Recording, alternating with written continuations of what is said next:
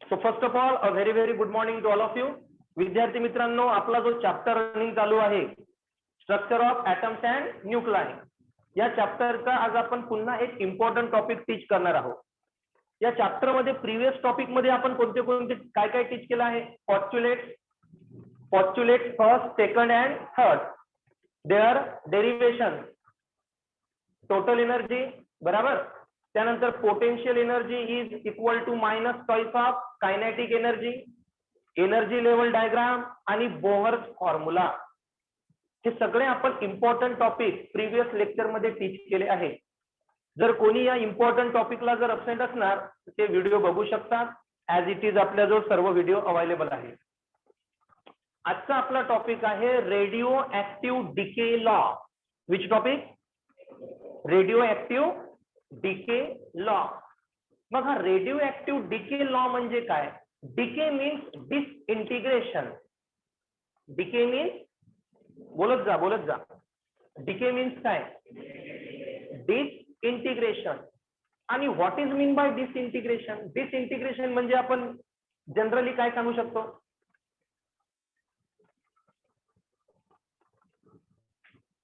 चार पार्टिकल आहे, इथं चार प्रोडक्ट आहे. चार काय आहे? प्रोडक्ट एकाच ठिकाणी आहे. मी त्यांना डिसइंटिग्रेट केलं. सांगा म्हणजे काय?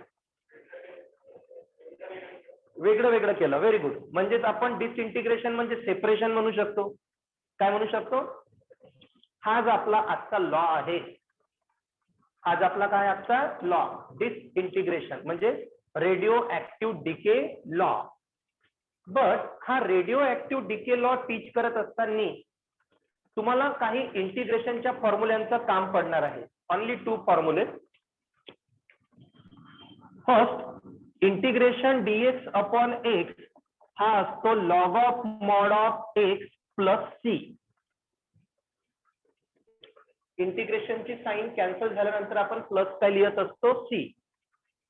आणि एक ओनली dx म्हणजे फक्त काय होणार? x plus c. या फक्त 2 फॉर्म्युल्यांचं काम पडणार आहे. मला सांगा लॉग एक्सचं डेरिव्हेटिव्ह काय होते? बोला.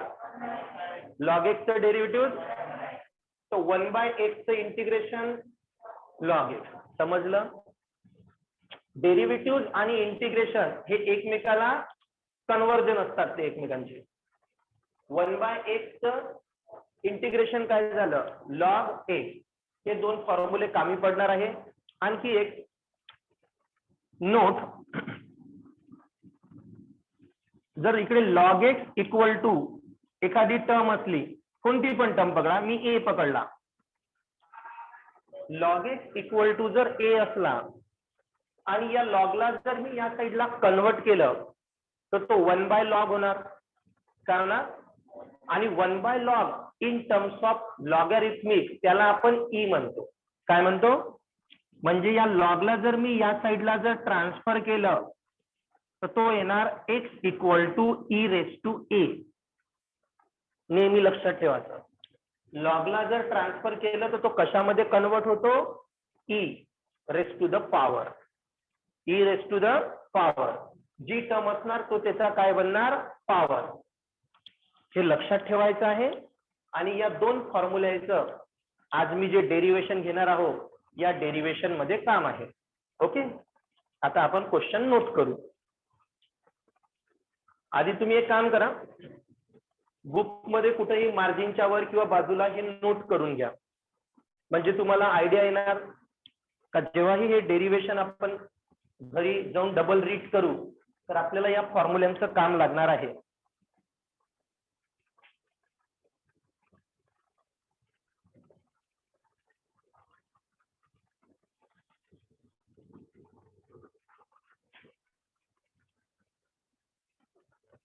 झालं का?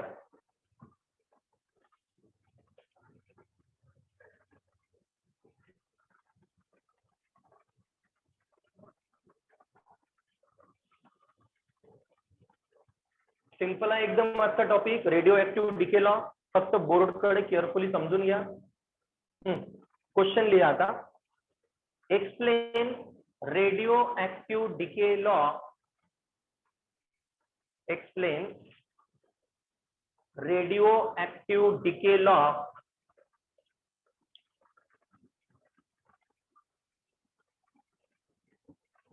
दिलं, explain radioactive decay law and derive its mathematical form and derive its mathematical form.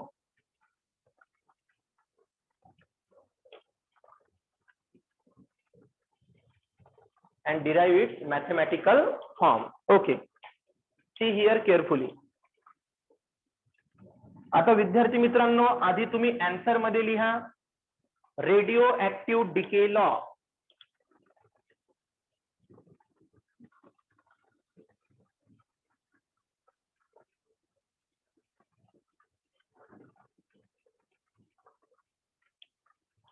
लिहिलं radio active decay law. Okay, आता रेडिओ ऍक्टिव्ह डिके लॉचं स्टेटमेंट कशा प्रकारे समजून घ्यायचं आहे लक्ष द्या रे. हा सपोज एक तुमचा रेडिओ ऍक्टिव्ह सबस्टन्स आहे. कोणता सबस्टन्स? रेडिओ ऍक्टिव्ह सबस्टन्स आहे. पहा मी स्टेटमेंट सांगत आहो समजावून. काय आहे हा तुमचा एक रेडिओ ऍक्टिव्ह सबस्टन्स. या रेडिओ ऍक्टिव्ह सबस्टन्स मध्ये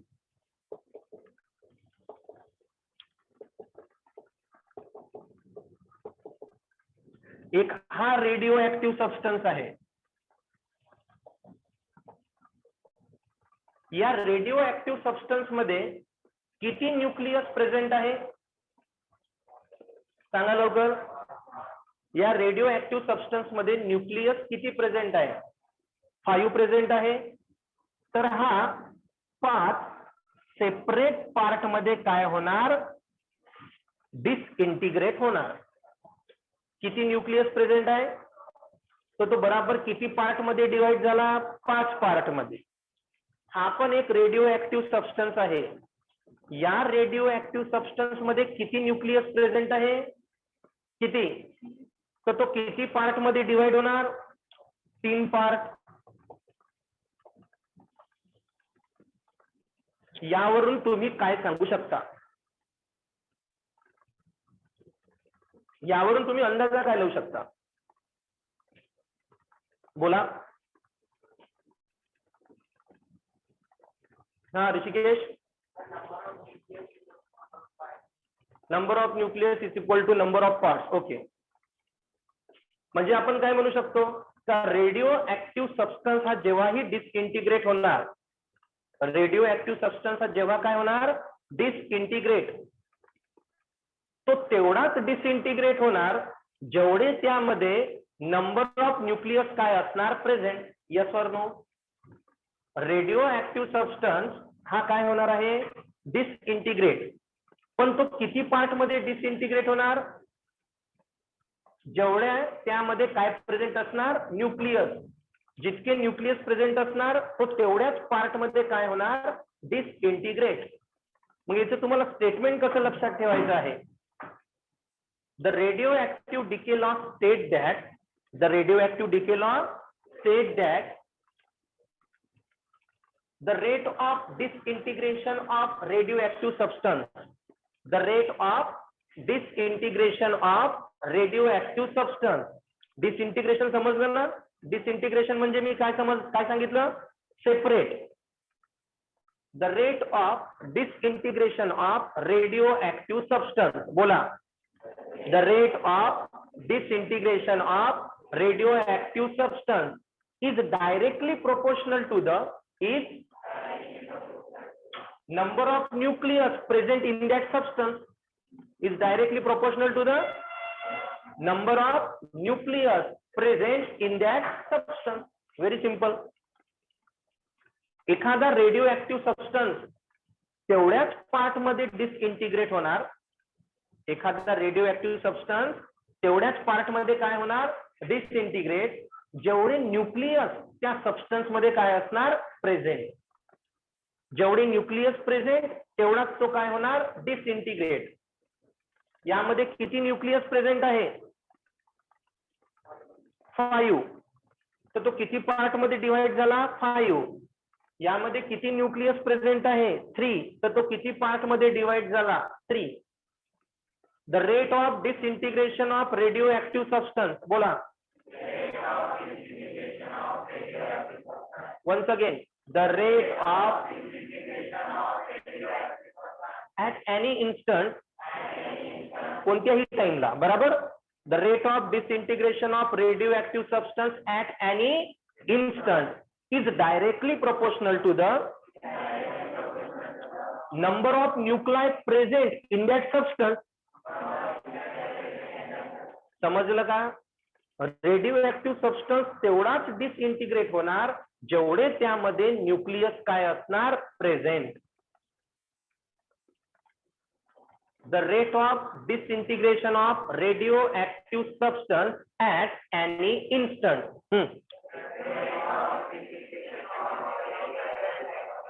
at any instant is directly proportional to the number of nuclei present in the substance at that time. Present in the at that time म्हणजे तो जेव्हा डिसइंटिग्रेट होणार, तो जेव्हा काय होणार, तेव्हा त्यामध्ये जेवढे न्यूक्लियस प्रेझेंट असणार तेवढाच तो काय होणार, separate. Any doubt? No doubt? लिहा. The radioactive decay law state that, लिहा लवकर लवकर. The radioactive decay law state that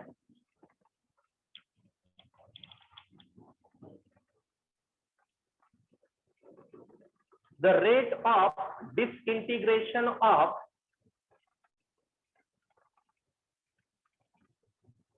the rate of disintegration of radioactive substance, the rate of disintegration of radioactive substance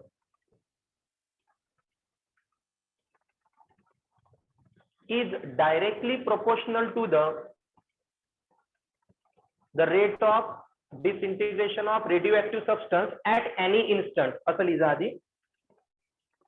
The rate of disintegration of radioactive substance at any instant is directly proportional to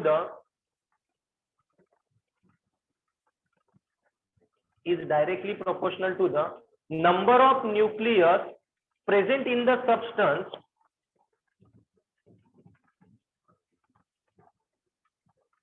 is directly proportional to the number of nucleus present in the substance at that time. म्हणजे separate होण्यासाठी जेवढे nucleus present असणार तो तेवढ्याच part मध्ये काय होणार आहे, सेपरेट. ओके.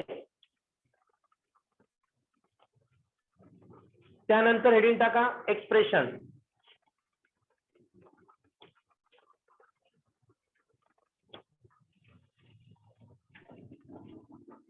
एक्सप्रेशन मध्ये फर्स्ट लिहा, let n equal to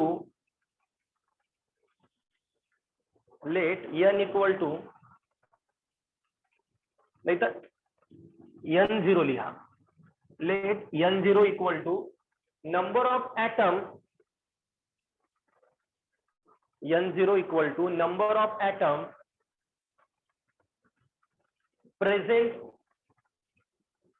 n0 equal to number of atom present initially, number of atom present initially at t equal to 0.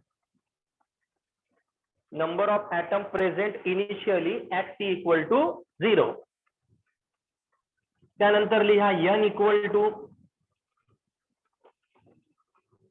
number of atom present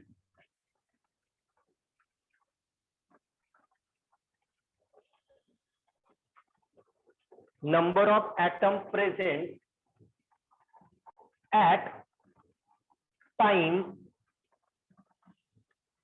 time t.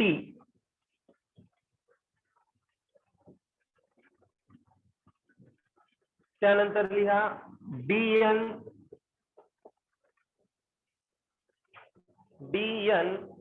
disintegration of atom, disintegration of atom, लिहिलं disintegration of atom. त्यानंतर R equal to rate of disintegration,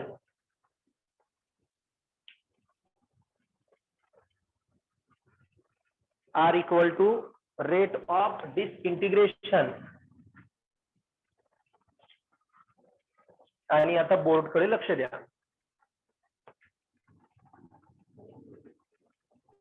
According to radioactive decay law,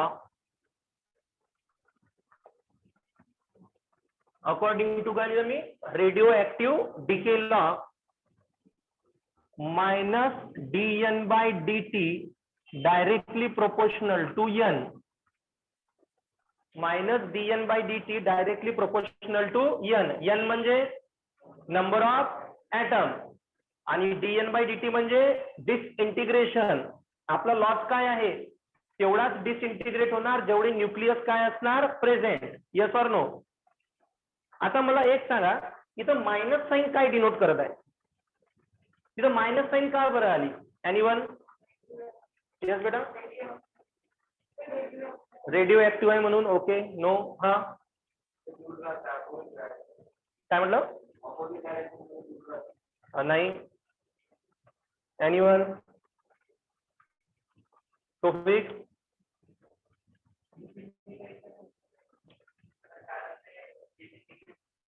disintegrate होत आहे म्हणून. Okay, disintegrate होत आहे म्हणजे नेमकं काय करत आहे? एकदम perfect, that is the perfect answer. Disintegrate म्हणजे ते काय होत आहे, रिड्यूस होत आहे. काय होत आहे? रिड्यूस. रिड्यूस म्हणजे डिक्रीज का increase? Decrease. So that's why there is a negative sign. Right answer बेटा. समजलं सर्वांना? निगेटिव्ह साइन तिथे का बरं आहे? कारण जो सबस्टन्स आहे तो काय होत चालला आपला, डिसइंटिग्रेट म्हणजे कमी कमी कमी कमी होत चालला. समजलं का?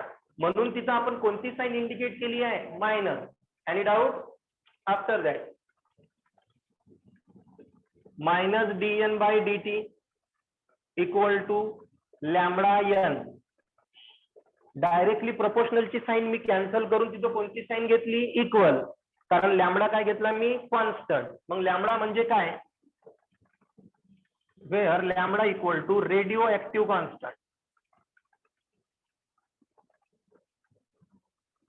रेडिओ ऍक्टिव्ह कॉन्स्टंट किंवा डीके कॉन्स्टंट पण म्हणू शकता. कोणता constant? Decay constant.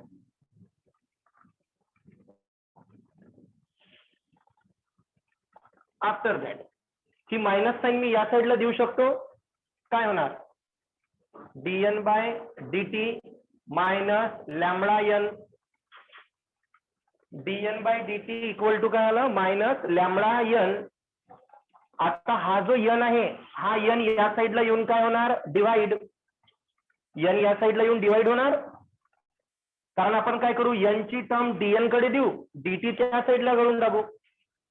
So dn upon काय येणार? n equal to minus lambda dt. n ला मी या साइडला आणलं, dt त्या साइडला नेला. Integrate both side.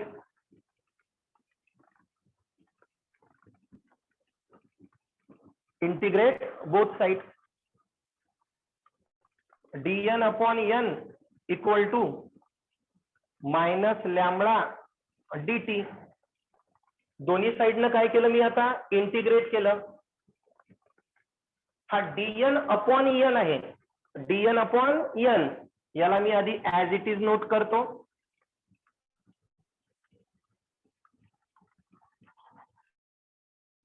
लॅम्बडा मी आधीच काय म्हटलंय तुम्हाला? कॉन्स्टंट. ज्या प्रकारे कॉन्स्टंट आपण डेरिव्हेटिव्हच्या पण बाहेर काढतो, सेम इंटिग्रेशन मध्ये आपण कॉन्स्टंट इंटिग्रेशनच्या काय काढू? बाहेर. मायनस लॅम्बडा बाहेर गेला, का राहणार फक्त dt. लॅम्बडा कॉन्स्टंट होता म्हणून त्याला मी बाहेर काढला. आता विद्यार्थी मित्रांनो, हे डेरिव्हेशन स्टार्ट करायच्या आधीच मी तुम्हाला फॉर्म्युले लिहून दिले इंटिग्रेशनचे. फक्त दोन फॉर्म्युले लिहून दिले जे यूज होणार आहे. पहिला फॉर्म्युला काय होता? Integration of dx upon x. काय होता? Integration of dx upon x. What is the answer? Log of mod of x. तर dn upon n, dn upon n log of mod of n. इथे फक्त x च्या ठिकाणी काय आहे? n. तर dx upon x log of mod of x. तर dn upon n log of mod of n equal to minus lambda. Integration dx च काय होत असते? Integration only dx. मी इंटिग्रेशन तुम्हाला dx काय लिहून दिलं? x. फक्त dx काय लिहून दिलं मी? x plus c. पूर्ण इंटिग्रेशनची साइन कॅन्सल झाल्यानंतर प्लस सी नोट करावंच लागत असते. इंटिग्रेशन dx काय लिहून दिलं मी? x plus C. तर इथं इंटिग्रेशन काय आहे? dt. dx आहे तर काय आलं? x. तर dt आहे तर काय येणार? सर्वांना इथपर्यंत समजलं? पहिला कोणता फॉर्म्युला यूज केला मी? dx upon x. तर dn upon n log of mod of n. त्यानंतर dx काय होते? x plus c. तर dt काय होणार? t. म्हणजे मायनस लॅम्बडा सोबत हा t मल्टिप्लाय होणार प्लस c. इंटिग्रेशनची साइन कॅन्सल झाल्यानंतर आपण काय लिहित असतो? Plus c. आणि ते प्लस c का बरं लिहितो? इंटिग्रेशन चॅप्टर मध्ये मी सांगणार. याला देऊ आपण इक्वेशन 1. Right down fast. त्यानंतर विद्यार्थी मित्रांनो, हे डेरिव्हेशन सॉल्व्ह केल्यानंतर या कॉन्स्टंट c ची व्हॅल्यू आपल्याला सॉल्व्ह करायची आहे. तर इनिशियली जेव्हा टाइम 0 आहे, टाइम काय आपला 0, तेव्हा मी n ची व्हॅल्यू काय घेतली आहे? n इक्वल टू काय येणार? n0. बघून घ्या, आधीच आपण लेट मध्ये लिहिलं आहे. n0 म्हणजे काय लिहिला होता? Number of atom present initially at t equal to 0. म्हणजे जेव्हा टाइम 0 राहणार तेव्हा नंबर ऑफ ऍटम पण किती राहणार? n0. तर आता n च्या ठिकाणी मी n0 नोट करू शकतो. So therefore log of mod of n च्या ठिकाणी काय येणार? n0 minus lambda into t ची व्हॅल्यू 0 प्लस c. ही व्हॅल्यू काय झाली?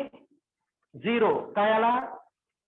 Log of mod of n0 equal to c.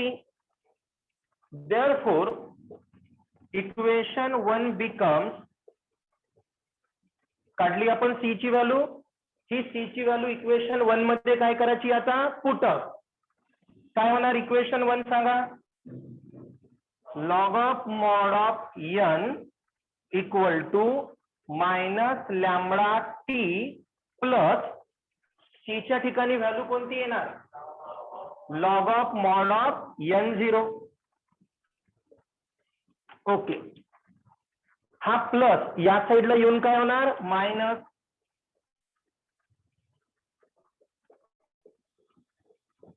n0 equal to minus lambda t. Log a minus log b काय होत असते? Log a by b. Log a minus log b log a by b equal to minus lambda t. Note मध्ये काय लिहून दिलं होतं? लॉगचं conversion कशामध्ये होत असते? e to the power.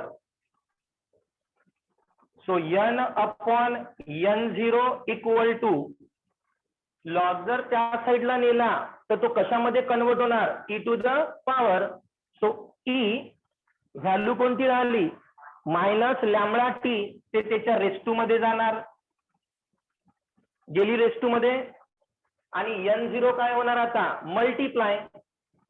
तर n इक्वल टू काय येणार? n0 into e raise to minus lambda t. This is the mathematical form of radioactive decay law. हा कोणता फॉर्म राहणार? Mathematical form. पुन्हा एकदा लगेच कोणती स्टेप नसेल समजली तर बघून घ्या. ही व्हॅल्यू मी इथे पुट केली, प्लस या साईडला जाऊन काय झाला मायनस, ही लॉगची प्रॉपर्टी माहित असणारच, लॉग ए मायनस लॉग बी लॉग ए बाय बी.